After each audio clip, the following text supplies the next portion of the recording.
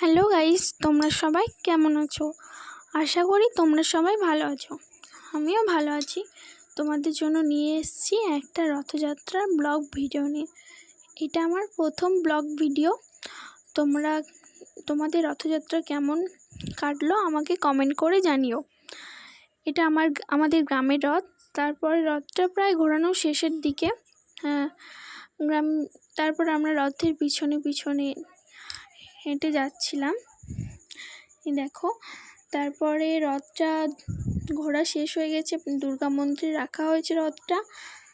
অনেকটা ভিড় ছিল, তার জন্য রথটার সামনের দিকে থেকে ক্লিপ নিতে পারিনি। তোমরা কিছু নাচের ভিডিও দেখে নাও।